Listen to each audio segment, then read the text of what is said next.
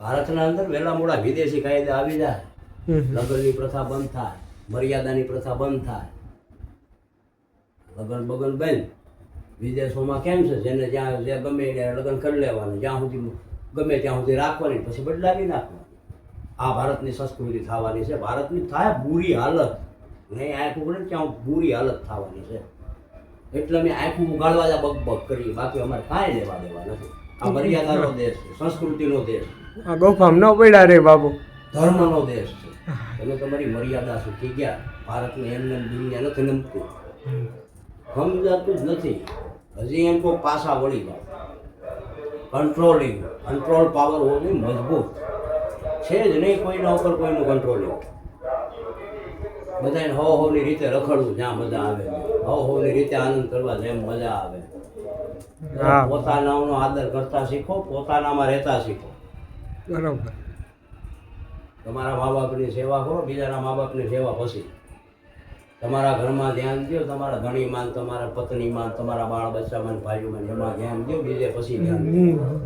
બીજાના ધ્યાન રાખવામાં વધારે પડ્યા બધા. પોતાનું નથી રાખતા, બીજાના ધ્યાન રાખે બધા.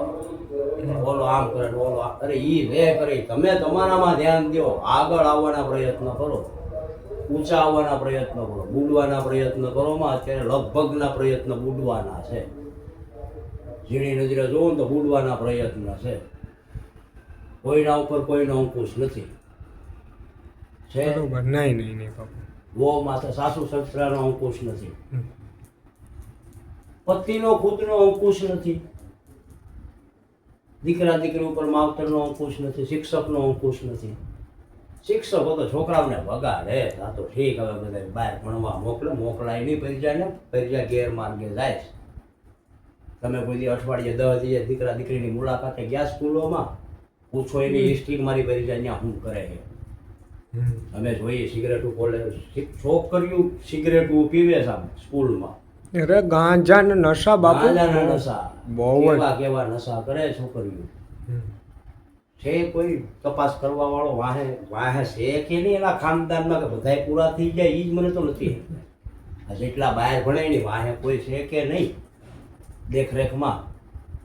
કોકના જ ભરોસે રવાના કરી દીધા, તમારા પરિજનો ગેરઉપયોગ કરે છે. નથી સમજાતું. ભણે હો ભાઈ, અમારે તો કુંવર ભણે તમારો કુંવર જોવો તો ખરા ને. કેમ ભણે છે, કેવી રીતે ભણે છે? અમારી દીકરી તો નડિયાદ ભણે, રામ ભણે, જોવો તો ખરા ને એ શું કરે છે તો જોવો, રાખો સમજો. હાર્દિક બાપુ ઘર બાજુ રાખો, બે છોકરીઓ સ્કૂટી લઈને રાખી, માહે બેઠી સિગરેટ પીધી. હા, અમરેલીમાં બાપુ? અમરેલીમાં એરપોર્ટ પાસે. વાહ. અમરેલી એક નહીં, દરેક ગામમાં પોઝિશન છે, દરેક સિટીઓમાં. એક અમરેલી ખરાબ છે એવું થોડું છે, દુનિયા આખી બે ફામ થઈ ગઈ. વિદેશી કલ્ચર સ્વીકારી લીધું, સંસ્કૃતિનો કરી નાખો નાશ, મર્યાદા સંસ્કૃતિ ખોય. એટલે તો હું કહું કે આ સરકારી સ્કૂલોને ગુરુકુળમાં સ્થાપિત કરો ફટાફટ ને. ગ્રેજ્યુએટ સાદું ભણેલો હોય એને એમાં મૂકો. સાદું ભણેલા છે એ કંઈક સલાહ હારી દે. બાકી આ દવા ભણેલા ને બધાને ખોડીશું માથે બેહાડી દીધા, છોકરાઓને બગાડશે. બરોબર. અરે વિચાર કરો, સરકારી સ્કૂલો એમપીમાં બંધ થવા માંડી. કારણ કે બધાને પ્રાઇવેટમાં જ ભણવું. પ્રાઇવેટ સ્કૂલ જો સરકાર ધારે તો હાંજે બંધ થાય. પ્રાઇવેટમાં કઈ શિક્ષણ સારા નથી, પણ બધાને બગાડવાના જ પ્રયત્ન છે. સરકાર હોય કે ઓફિસર હોય, પોતાના માવતર હોય, કોઈ માથે ધ્યાન નથી દેતા.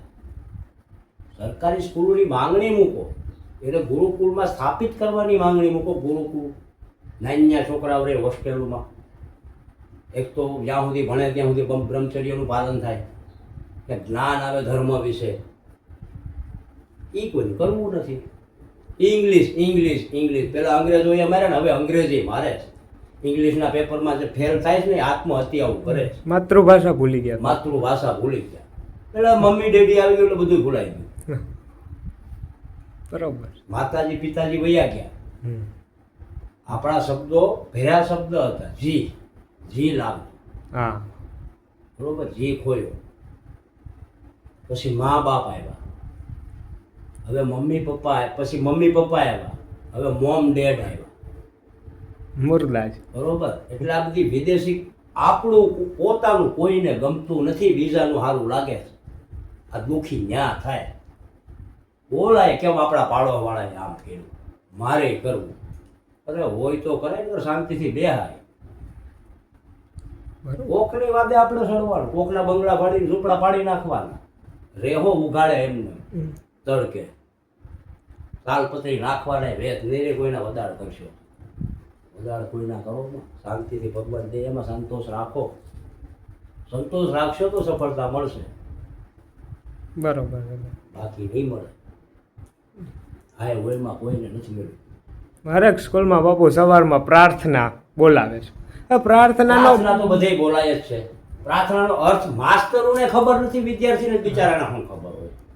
યાર હા, બરોબર. પ્રાર્થનાનો અર્થ શિક્ષકને ખબર નથી, હમ. વિદ્યાર્થીને તો શું ખબર પડે. અને એકવાર હું આમ ક્યાંક જાતો હતો ભરૂચ બાજુ, ટ્રકમાં બેસી, તો શનિ રવિની રજામાં એ સાઈડના કોઈ આદિવાસી વિસ્તારના બે શિક્ષકો એમાં બેઠા હતા, છઠ્ઠા સાતમા ધોરણમાં અભ્યાસ કરાવતા હતા. તો મેં એને એક બે પ્રશ્ન પૂછ્યા. ભારતની ગુલાબી નગરી કઈ તો એને ખબર નથી, ભારતનું રાજ મંદિર કયું તો એને ખબર નથી. તો આ હવે માસ્તરોને ખબર નથી કે વિદ્યાર્થીને હું શીખવાડે. મેં એને ચોખ્ખું કીધું, ભાઈ એકડા બગડાની જરૂર નથી, ABCDની જરૂર નથી, સંસ્કૃતિ વાવો, સંસ્કૃતિ હવે એ વાવવા પડે એમ છે, હવે એ ઉપર હાલવું પડે એમ છે. નકર આવતા સમયમાં મા બાપ કોણ છે ને એ કોઈને ખબર નહીં, આવતા સમયમાં એ ખબર નહીં હોય.